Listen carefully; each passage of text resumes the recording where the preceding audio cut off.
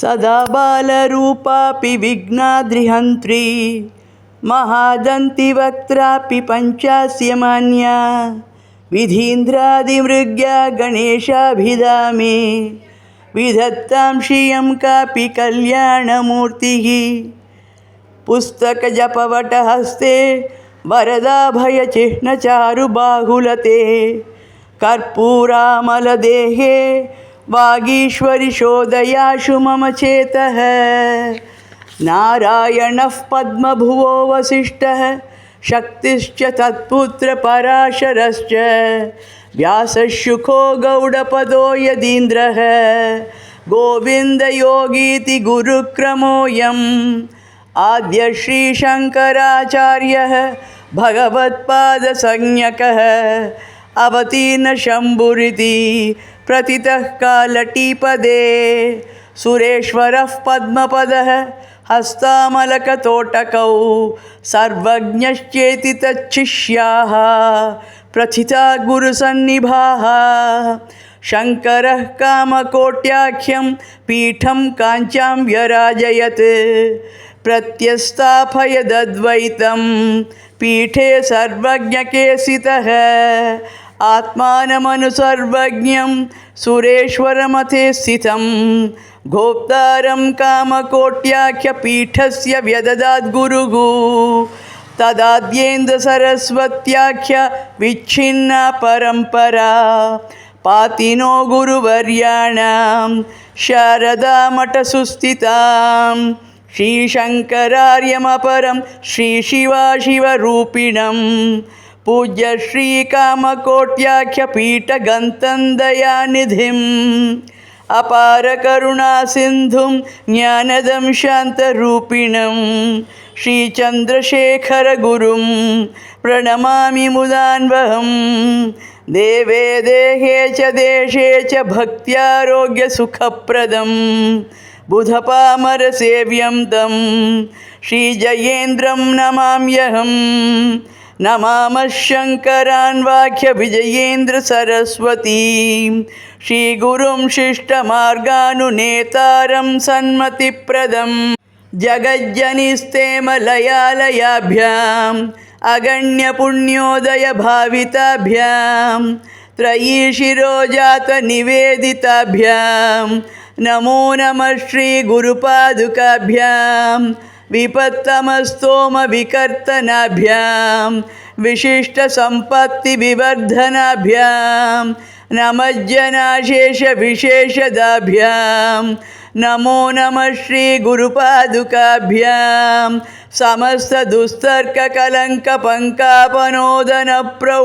समस्तदुस्तर्ककलङ्कपङ्कापनोदनप्रौढजलाशयाभ्यां निराश्रयाभ्यां निखिलाश्रयाभ्यां नमो नमः श्रीगुरुपादुकाभ्यां तापत्रयादित्यकरार्दितानां छायामयीभ्यामतिशीतलाभ्याम् आपन्नसंरक्षणदीक्षिताभ्यां नमो नमः श्रीगुरुपादुकाभ्यां यतो गिरो प्राप्य धिया समस्ताः क्रियानिवृत्ताः सममेव नित्याः ताभ्यामजेशाच्युतभाविताभ्यां नमो नमः श्रीगुरुपादुकाभ्यां ये पादुका पञ्चकमादरेण पठन्ति नित्यं प्रयतः प्रभाते तेषां गृहे नित्यनिवासशीला श्रीदेशिकेन्द्रस्य कटाक्षलक्ष्मीः प्रज्ञावैशाखवेदक्षुभितजलनिधेः वेदनाम्नोऽन्तरस्थं भूतान्यालोक्यमग्नान्यविरतजननग्राहघोरे समुद्रे कारुण्यादुद्धधारामृतमिदममरैर्दुर्लभं भूतहेतोः यस्तं पूज्याभिपूज्यं परमगुरुममुं पादपातैर्नतोऽस्मि यत्प्रज्ञालोकभासा प्रतिहतिमगमत्स्वान्तमोहान्धकारः मज्जोन्मज्जञ्च घोरे ह्यसकृदपजनो दन्वतित्रासने मे यत्पादावाश्रितानां श्रुतिशमविनयप्राप्तिरर्घ्याह्यमोघा तत्पादौ पावनीयौ भवभयविनुदौ सर्वभावैर्नमस्ये यैरिमे गुरुभिः पूर्वं पदवाक्यप्रमाणतः व्याख्याता सर्ववेदान्ताः तान्नित्यं प्रणतोऽस्म्यहं विमत्यवेदोददिदः समुद्धृतं सुरैर्महाब्देषु महात्मभिर्यता तथामृतं ज्ञानमिदं हि यैः पुरा नमो गुरुभ्यः परमीक्षितं च यैः सर्ववेदान्तसिद्धान्तगोचरं तमगोचरं गोविन्दं परमानन्दं सद्गुरुं प्रणतोऽस्म्यहम् अखण्डानन्दसम्बोधो वन्दनाद्यस्य जायते गोविन्दं तमहं वन्दे चिदानन्दतनुं गुरुं नमो नमस्ते गुरवे महात्मने विमुक्तसङ्गाय सदुत्तमाय नित्याद्वयानन्दरसस्वरूपिणे भूम्ने सदा पारदयाम्बुधाम्ने स्वराज्यसाम्राज्यविभूतिरेषा भवत्कृपा श्रीमहिमप्रसादात् प्राप्ता मया श्रीगुरवे महात्मने नमो नमस्तेस्तु पुनर्नमोऽस्तु स्वामिन्नमस्ते नतलोकबन्धो कारुण्यसिन्धो पतितं भवाब्धौ मामुद्धरात्मीयकटाक्षदृष्ट्या रुज्व्या अतिकारुण्यसुधाभिवृष्ट्या वन्दे गुरूणां चरणारविन्दे सन्दर्शितस्वात्मसुखावबोधे जनस्य ये जाङ्गलिकायमाने संसारहालाहलमोघशान्त्यै श्रीगुरुचरणद्वन्द्वं वन्देऽहं मतिददुस्सहद्वन्द्वं भ्रान्तिग्रहोपशान्तिं पांसुमयं यस्य भसितमातनुते आदौ शिवस्ततो विष्णुः ततो ब्रह्मा ततः परं वसिष्ठश्च ततः शक्तिः ततः षष्ठः पराशरः ततो व्यासः शुकः पश्चात् गौडपादाभिधस्ततः गोविन्दाचार्य गुरुः तस्मात् शङ्कराचार्य संज्ञकः पद्मपादसुरेशश्च हस्तामलकतोटकौ वेदान्तशिक्षा गुरवः आचार्यः पान्तु मां सदा सदाशिवसमारम्भां शङ्कराचार्यमध्यमाम् अस्मदाचार्यपर्यन्तां वन्दे गुरुपरम्परां नारायणं पद्मभुवं वसिष्ठं शक्तिं च तत्पुत्रपराशरं च व्यासं शुकं गौडपदं महान्तं गोविन्दयोगीन्द्रमथास्य शिष्यं श्रीशङ्कराचार्यमतस्य पद्मपादं च हस्तामलकं च शिष्यं तन्तोटकं वार्तिककारमन्यान् अस्मद्गुरून् सन्ततमानतोऽस्मि श्रीशङ्करगुरुचरणस्मरणम् अभीष्टार्थकरणमखिलानां सम्भवतु सर्वदा मम समरससुखभाग्यदाननिपुणतरम् श्रीशङ्कराचार्यपदारविन्दसेवा हि सर्वेप्सितः कल्पवल्ली लभ्येत जन्मान्तरपुण्ययोगात् सुजन्मभिशुद्धमनोभिषङ्गैः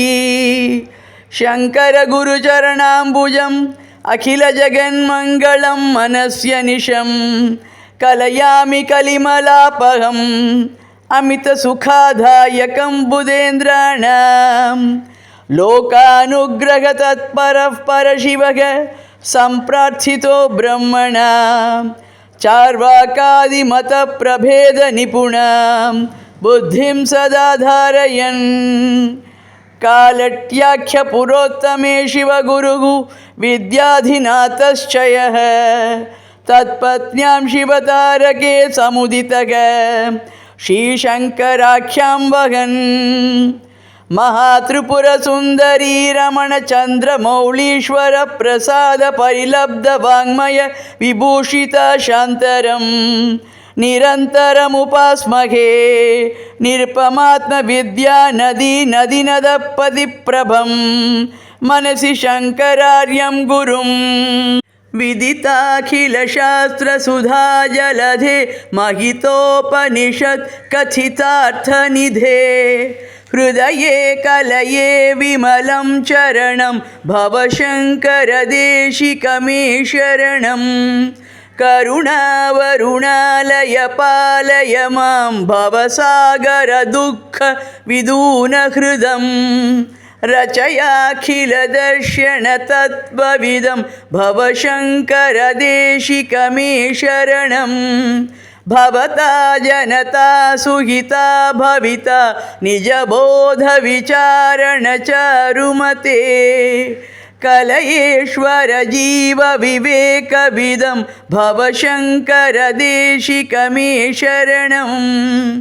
भव एव भवानिति मे नितरां समजायत चेतसि कौतुकिता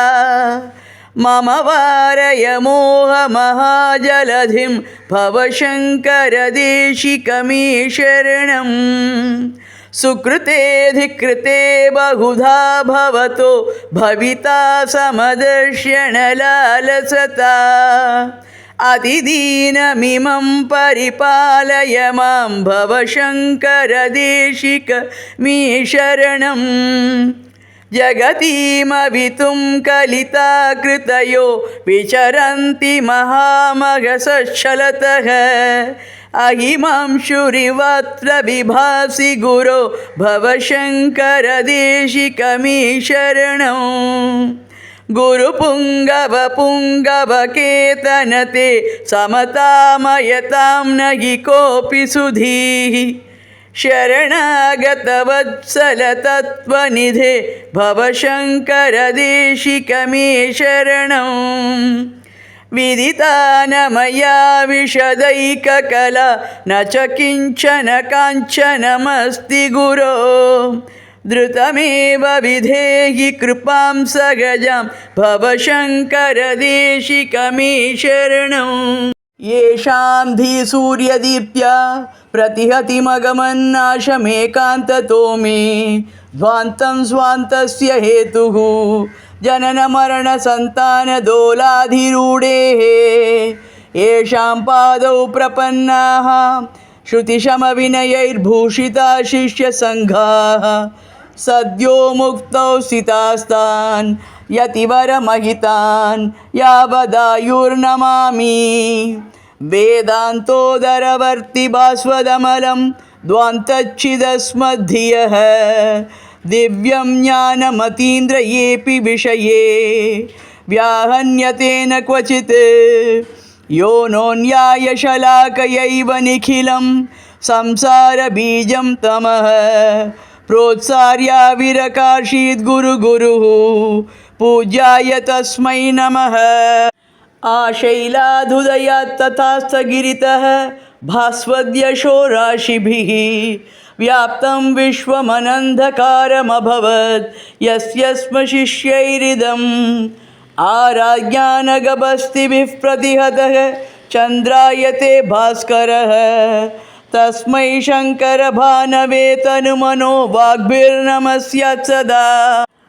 यत्प्रज्ञोदधियुक्तिशब्दनकजषद्धैकसन्नेत्रकस्थैर्यस्तम्भमुमुक्षुदुःखितकृपा यत्नोत बोधामृतम् पीत्वा जन्ममृतिप्रवाहविधुरा मोक्षं ययुर्मोक्षिणः तं वन्दे त्रिकुलप्रसूतममलं वेदोभिधं मद्गुरुं नमाम्यभोगिपरिवारसम्पदं निरस्तभूतिमनुमार्धविग्रहम् अनुग्रहमुन्मृदितकाललाञ्छनं विना विनायकमपूर्वशङ्करम् यद्भक्त्रमानसहरः परिलब्धजन्मभाष्यारविन्दमकरन्दरसं पिबन्ति प्रत्याशमुन्मुखविनीतविनेयभृङ्गाः तान् भाष्यवित्तकगुरून् प्रणमामि मूर्ध्ना वक्तारमासाद्य यमेव नित्या सरस्वती स्वार्थसमन्वितासीत् निरस्तदुस्तर्ककलङ्कपङ्का नमामि तं शङ्करमर्चिताङ्घ्रिम् यदबोधवशादहं ममेदं तदिहेत्यादिरुदेति भूरिभेदः तदखण्डमनन्तमद्वितीयं परमानन्दमयं पदं श्रयेयं कलिना बलिनाखिलेऽखिलेऽपि स्खलिते शौतपथे पथे प्रवृद्धे जपहोमतपस्सु नाम शेषेष्वपि यातेषु सुभाषितेषु शोषं जगदीक्षणविह्वलामृतान्धो निगदव्यक्तकृपारसानुबन्धं प्रणिदिश्य गुहं पुरैव गन्तुं प्रणिबन्धुञ्च मखान् द्विषश्च यन्तुम् अवतार्य सुरान् परांश्च पूर्वं विधिविष्मिन्द्रमुखान् विनोदपूर्वं स्वयमप्यवतीर्य धृत्युरार्या कमितुः श्रीशिवशर्मणो विचार्य उदभूत्सदने निटालदृग्यः मदभाजां सुधियां प्रमाथयोग्ये शिशुरर्पयतान् मुमुक्षुभाग्यं सशुभं शङ्करदेशिकसुभोग्यं प्रतिचन्द्रभवं निवृत्तिधर्मा श्रुतगोविन्दमुनेरवाप्तधर्मा जयतात्कृतसूत्रभाष्यकर्म स्वयमन्ते वसतां वितीर्णशर्मा कुहनान्त्यज विश्वनाथसृष्टः दृगिणव्यासवरोदितानुशिष्टः ममतां ममतावदेशबिन्द्यात् नमतश्चोपरतिं ददात्मनिन्द्यां प्रविशन् बदरीमवाप्य सद्यः परमाचार्यपदार्चनं क्रमाद्यः धवलाचलमाप्ययोप्यमाद्यत् शिवलावण्यमुदीक्ष्य तं प्रपद्ये प्रतिपादितलिङ्गपञ्चकेमुं प्रणिवर्त्याशुतिरोहिते गिरीशे विनिवृत्य सदिग्जयप्रवृत्तः विविधैः शिष्यवरैर्विभातु चित्ते अथ कान्यकुमारसन्धिसेतुस्थलिनि वेङ्कटकाळहस्ति यातुः यमिनेतुरमुष्य काञ्चियात्रा शमिदानीं शमदं क्रियात् विचित्रा श्रुतनिर्मलराजसेन चोलक्षितिपालोद्धृतविप्रदेवशालः वरदस्य तताम्रनायकस्याप्युरुवैष्म्यद्वयकृज्जयाय मे स्यात् प्रकृतिं च गुहाश्रयां महोग्रां स्वकृते चक्रवरे प्रवेश्य योग्रे अकृताश्रितसौम्यमूर्तिमार्यां सुकृतं नः स चिनोतु शङ्करार्यः उपयात्सु बुधेषु सर्वदिग्भ्यः प्रदिशन्नाशु पराभवं य एभ्यः विधृताखिलवित्पदश्च काञ्च्याम् अधृतार्तिः सदिशे श्रियं च काञ्चित् समतिष्ठिपदाहि माद्रिसेव्यं क्रमशो धर्मविचारणाय दिव्यम् अधिकाञ्चि च शारदा मठं यः अभ्यधिकं न सुखमातनोतु सोऽयं परमन्तिकसत्सुरेश्वराद्यैः परमाद्वैतमतं स्फुटं प्रवेद्य परिकाञ्चीपुरं परे विलीनः परमायात्सु शिवाय सद्गुरुर्नः नमस्तस्मै भगवते शङ्कराचार्यरूपिणे येन वेदान्तविद्येयमुद्धृता वेदसागरात् सुवन्मोगतमस्तोमभानुभावमुपेयुषः सुमस्तान् भगवत्पादान् भवरोगभिषग्वरान् वेदान्तार्थाभिधानेन सर्वानुग्रहकारिणं यतिरूपधरं वन्दे शङ्करं लोकशङ्करं यमाश्रिता गिरां देवी नन्दयत्यात्मसंश्रितान् तमाश्रये श्रिया जुष्टं शङ्करं करुणानिधिं सर्वतन्त्रस्वतन्त्राय सदात्माद्वैतवेदिने श्रीमते शङ्करार्याय वेदान्तगुरवे नमः। अविप्लुतब्रह्मचर्यान् अन्वितेन्द्रसरस्वतीन् आत्ममिथ्यावारपथान् अद्वैताचार्यसङ्कथान् आसेतु हिमवच्छैलं सदाचारप्रवर्तकान् जगद्गुरून् सुमकाञ्चि शारदामठसंश्रयान्। गुरुर्नाम्ना महिम्ना च शङ्करो यो विराजते तदीयाङ्घ्रिगलत्रेणुगणायास्तु नमो मम। कामाक्षि करुणारूपं कामकोटिजगद्गुरुं चिन्मूर्तिं कलये चित्ते शङ्कराचार्यमव्ययम्। भजेऽहं भगवत्पादं भारतीयशिखामणिम् अद्वैतमैत्री सद्भावचेतनायाः प्रबोधकम्। मेधावी निगमपटुर्बहुश्रुतो वा येनर्तेन कलयिता किलात्मतत्त्वं तन्नेत्रं तमसि च दिव्यदृष्टिदायी श्रेयो नः प्रदिशतु धामदेशिकाख्यम्। नमामि शङ्कराचार्यगुरुपादसरोरुहं यस्य प्रसादान्मूढोऽपि सर्वज्ञोऽहं सदास्म्यहम्। वेदे ब्रह्मसमस्तदङ्गनिचये गर्गोपमस्तत्कथा तात्पर्यार्थविवेचने गुरुसमस्तत्कर्मसंवर्णने आसीजैमिनिरेव तद्वचनज प्रोद्बोधकन्दे समः। व्यासेनैव विभाति सद्गुरुरसौ श्रीशङ्कराख्यक्षितौ अद्वैतार्णवपूर्णचन्द्रमभिधा पद्माटवी भास्करं विद्वत्कोटिसमर्चिताङ्घ्रियुगलं प्रद्वेषकक्षानलं हृद्याभेद्य समस्तवेदजनितप्रोद्यद्विवेकाङ्कुरं स्विद्यद्वागमृतं परात् परगुरुं श्रीशङ्करं तं भजे। गामाक्रम्य पदेदि काञ्चिनिबिडं स्कन्दैश्चतुर्भिस्तथा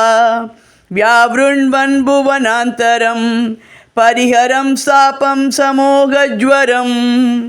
यशाखी द्विजसंस्तुतः फलति तत् स्वाद्यं रसाख्यं फलं तस्मै शङ्करपादपाय महते तन्मस्त्रिसन्ध्यं नमः। देशे कालडिनाम्नि केरळधरा शोभाकरे सद्विजे जातः श्रीपतिमन्दिरस्य सविधे सर्वज्ञतां प्राप्तवान्। भूत्वा षोडशवत्सरे यतिवरो गत्वा बदर्याश्रमं कर्ता भाष्यनिबन्धनस्य सुकविः श्रीशङ्करः पावनः।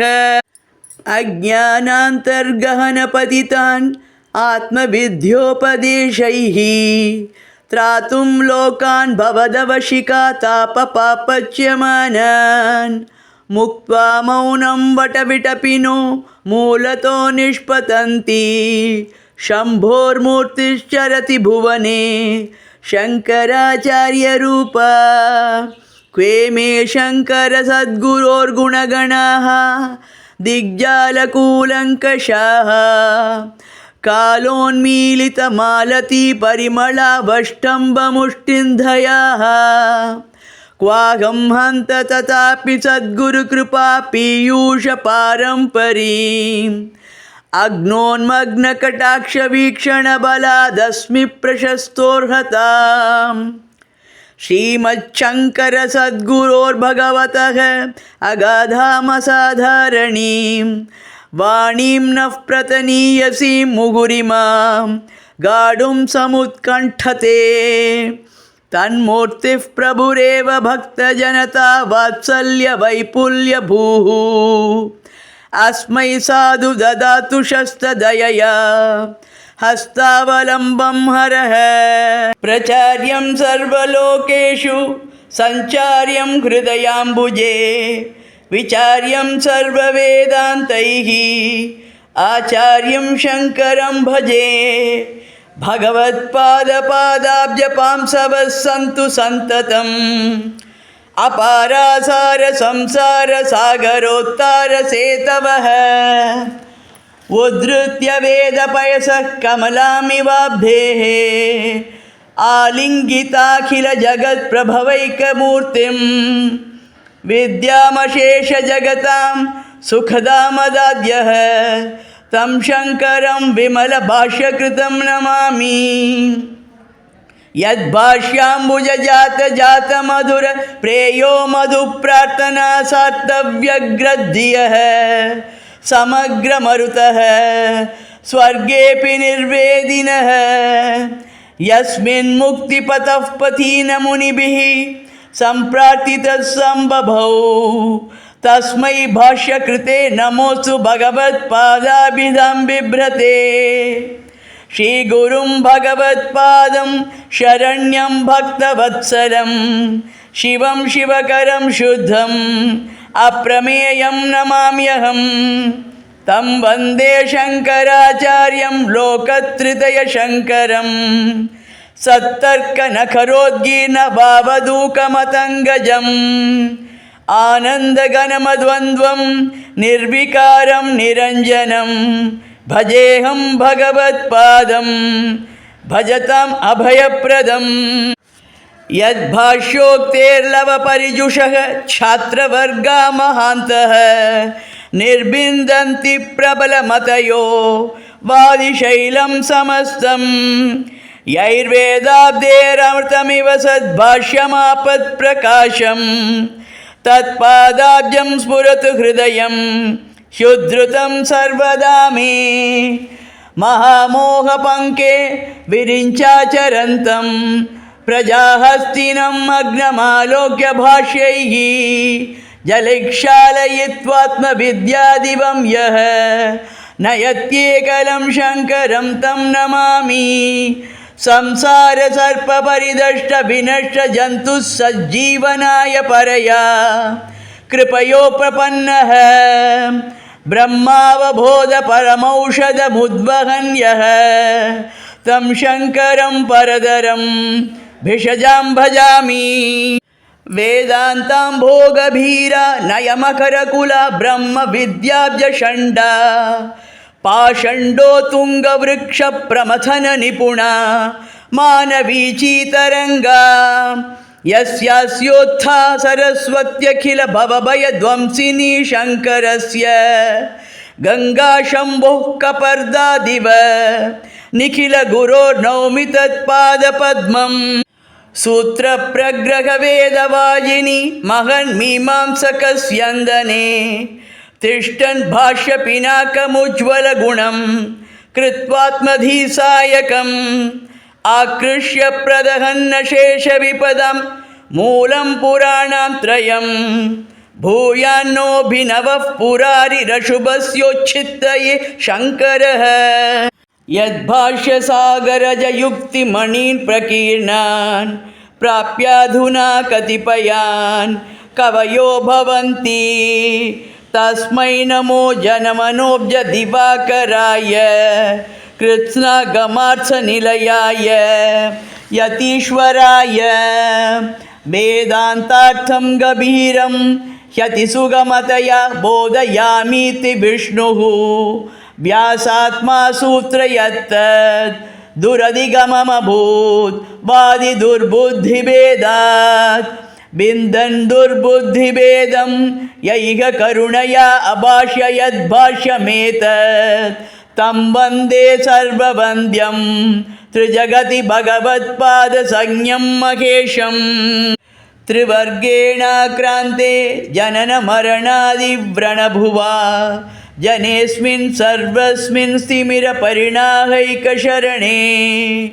निषेक्तुं निद्यातः अमृतमगमति शङ्कर इति स्वनाम व्याख्यातुं जयति कुहनाभिक्षुरनिशम् श्रीसम्बन्धमुदीक्ष्यवाचकपदे यान्शार्ङ्गिणं वैष्णवाः चन्द्रोत्तंसपदास्पदत्वकलनात् शम्भुं च शैवा विदुः आनन्दाद्वयशोभमानपरमप्रेमास्पदं योगिनः तान् पादाम्बुजरेणुधूततमसः वन्दे सदा श्रीगुरून्। नमः श्रीशङ्कराचार्य गुरवे शङ्करात्मने शरीरिणां शङ्कराय शङ्करज्ञानहेतवे यानुभूतिः स्वयं ज्योतिः आदित्येशानविग्रहः शङ्कराख्या च तं नौमि सुरेश्वरगुरुं परं संसाराब्धिनिषण्णान्यनिकरप्रोज्जिहीर्षया कृतसंहननं वन्दे शङ्करं लोकशङ्करं वेदान्तार्थतदाभासक्षीरनीरविवेकिनं नमामि भगवत्पादं परहंसधुरन्धरं नानाभाष्याधृता सा सगुणफलगतिः वैधविद्याविशेषैः तत्तद्देशाब्दिरम्या सरिदिव सकला यत्र यात्यंशभूयं तस्मिन्नानन्दसिन्धौ अतिमहति फले भावविश्रान्तिमुद्रा शास्त्रस्योद्घाटिता यैः प्रणमत हृदि तान् नित्यमाचार्यपादान् प्रचण्डमाखण्डविखण्डनोद्यतं त्रयीशिरोर्थप्रतिपादने रतं बुधैर्नुतं योगकलाभिरावृतं नमामि तं शङ्करदेशिकं ततं दृष्ट्वा यो दिव्यदृष्टिः कलियुगसमये मन्दभाग्या मनुष्याः तस्मात् तन्त्रप्रपञ्चसुरयजनविधिः मत्कृतो निष्फलः स्यात् इत्याविर्भूय पृथिव्यां पुनरपि कृतवां सन्त्रसारं गिरीशः तं वन्दे शङ्कराख्यं महिततममनः प्रार्थनीयार्थरूपं येनाद्वन्द्वमखण्डमक्षयपदं प्रादर्शितापापहं भाष्यग्रन्थिनिबन्धनैः श्रुतिशिरो वाक्यार्थविद्योतिभिः नित्यो यत्र समस्तसद्गुणगणस्थं शङ्कराचार्यगीर्विख्यातं मुनिमौलिलालितपदद्वन्द्वं सदा संशये वेदान्तव्रातनीरं शतपथकथितन्यायरत्नप्रपूरं पारावारं सुतारं निगममुखषडङ्गात्मसद्ग्राहघोरं कारं कारं सुगाहं श्रुतमतमतिथिः ब्रह्मविद्यामृतं यः प्रादादादाय तस्मात् अशरणशरणं शङ्करं तं नमामः वेदान्तार्थविभास्कराय गुरवे शान्ताय संन्यासिने नानावादिनगेन्द्रसङ्गपवये योगीन्द्रवन्द्याय च मोघध्वान्तदिवाकराय भगवत्पादाभिधां बिभ्रते तस्मै भाष्यकृते नमोऽस्तु सततं पूर्णाय बोधात्मने ये वेदान्तसुदोदधिं सुमनसां निःश्रेयसाय स्वयं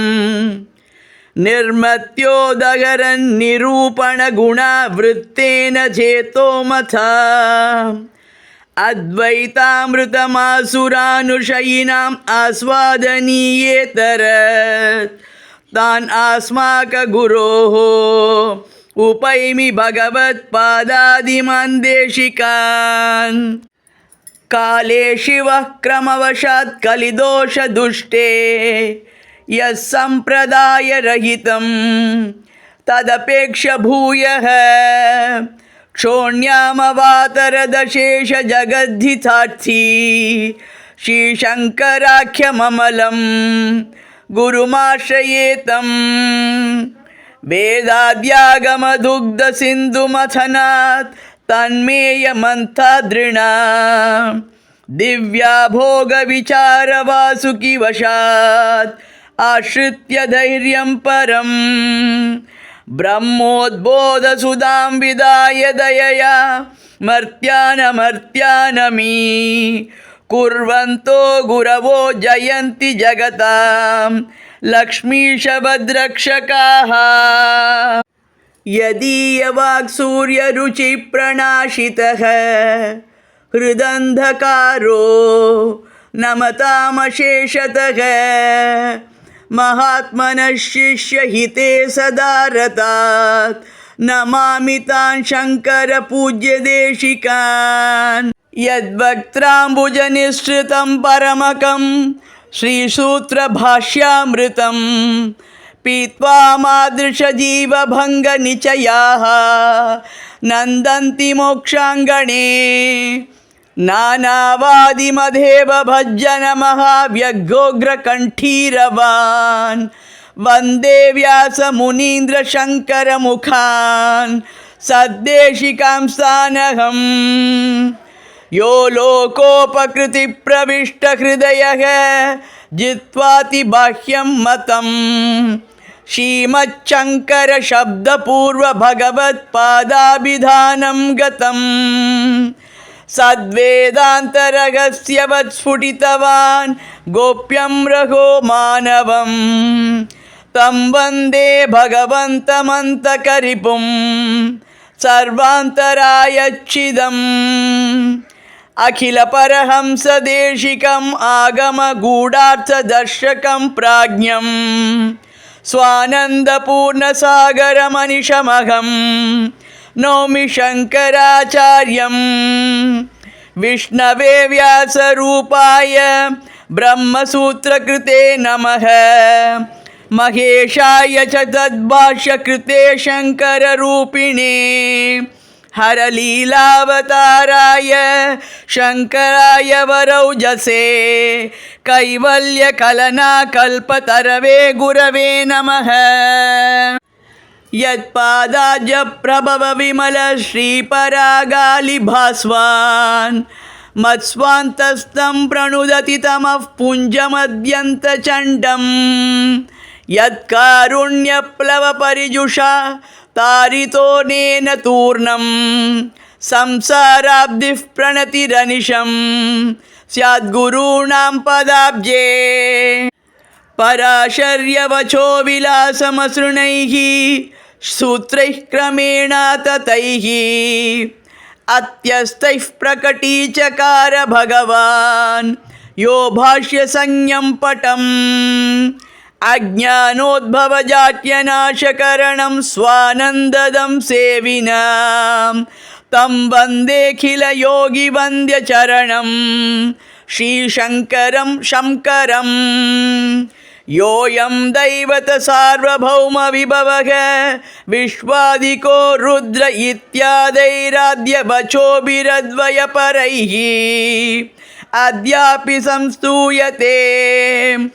अद्वैतात्मविबोधनाय विदुषाम् इच्छासमङ्गीकृत श्रीमच्छङ्करदेशिकेन्द्रवपुषं श्रीशङ्करं भावये अधिगतविधा पूर्वाचार्यनुपेत्य सहस्रधा सरिदिव महीभागान् सम्प्राप्य शौरीपदोद्गता जयति भगवत्पाद श्रीमन्मुखाम्बुज निर्गता जननहरणी सूक्तिः ब्रह्माद्वयैकपरायणा संसाराध्वनितापभानुकिरण प्रोद्भूतदाहव्यथा खिन्नानां जलकाङ्क्षया मरुभुवि श्रान्त्या परिभ्राम्यताम् अत्यासन्नसुखाम्बुधिं सुखकरं ब्रह्माद्वयं दर्शयन्त्येषा शङ्करभारती विजयते निर्वाणसन्दायिनी श्रीशङ्कराचार्यवर्या ब्रह्मज्ञानप्रदायका अज्ञानतिमिरादित्या सुज्ञानाब्धिः सुधाकरा ज्ञानमुद्राञ्चितकरा शिष्यहृत्तापहारका कम्रमुक्तिगृहद्वारकवाटघ्नपदाम्बुजा स्वामिन् जय विजयी भव षण्मतस्थापनाचार्य त्रयीमार्गप्रकाशक प्रसन्नवदनाम्भोजा परमार्थप्रकाशक ज्ञानात्मकैकदण्डाट्यकमण्डलुलसत्करा काषाय वसनोपेद भस्मोद्धूलित विग्रह स्वामिन् जय विजयी भव श्रीमत्कैलासनिलय सच्चिवांशावतारका कालटीक्षेत्र निवसत् आर्यांबा गर्भसंश्रिता शिवादिगुरुवंशाम्बुनिधि राकेश सन्निभा पितृदत्तान् वर्थभूत शङ्कराख्या समुज्ज्वला स्वामिन् जय विजयी भव अभ्यस्त वेद वेदांग निखिलागमपारगा दरिद्र ब्राह्मणी दत्त भिक्षामलकतोषिता स्वर्णामलक सद्वृष्टि प्रसादानन्दित द्विजा अष्टवर्ष चतुर्वेदिन् द्वादशाखिल शास्त्रगा स्वामिन् जय विजयी भव सरिद्वर्त्मा तपश्रान्त मातृदुःखापनोदका नक्रग्रहव्याज मातृमत पारमहंस्यका चिंतना मात्र सान्निध्य करणाश्वासितांबका सोमोद्भवा तटीकृप्त सौम्य गोविंद सेवना स्वामिन् जय विजयी भव गोविंदार्य मुखावाप्त महावाक्य चतुष्टया योग सिद्धि गृहीतेन्दु भवा पूरक कमंडलो गुर्वनुज्ञात विश्वेश दिदृक्षा गमनोत्सुका चंडालाकार विश्वेश प्रश्नानुप्रश्न हर्षिता स्वामिन् जय विजयी भव विश्वेशानुग्रहावाप्त भाष्यग्रथन नैपुणा भाष्यस्फुट श्रुतिशिरोमत तत्वाभिलापका यदुद्वह प्रोक्त गीता याथा सत्य विवेचका ब्रह्मसूत्रार्थ संवाद हृष्यत् सत्यवती सुता स्वामिन् जय विजयी भव मंदाकिनी जरीरम्य भाष्य पावित भूतला भाष्यसार प्रकरण कृत जिज्ञासुतोषण सौंदर्य लहरी मुख्य बहुस्तोत्र विधायक योगजाग्निकृत स्वाम्बा यज्ञ सापित सत्पथा स्वामिन् जय विजयी भव त्रिरधीतात्मीय भाष्य सनंदन समाश्रया कुकूलानलकूटस्थ कुमारिलकृतानते कर्मैकपतिकोद्दण्ड मण्डनान्त्याश्रमप्रदा कञ्जयोन्यवतार श्री सुरेश्वर सुदेशिका स्वामिन् जय विजयी भव यथावत् तत्त्वविज्ञातृ हस्तामलक सद्गुरो तोटकाभिव्यक्त भक्ति तत्वज्ञानाट्य शिष्यका पृथ्वीधवादि शिष्यौग शिरोधृत पदद्वया शारदा सापना पूत ऋष्य शृंग गिरिस्थला स्वामिन् जय विजयी भव ककुब्जय महायात्रा पवित्रित महीतला रामेश्वरादिमेर्वन्त प्रतिष्ठापित सन्मता अद्वैत सापनाचार्य भगवत्पाद संज्ञका वेद वेदांत संप्रोक्त रक्षार्थ मठ कल्पना स्वामिन् जय विजयी भव कैलास यात्रा संप्राप्त चंद्रमौळि प्रपूजका नेपाल केदार वरसिद्धिलिंग निधायक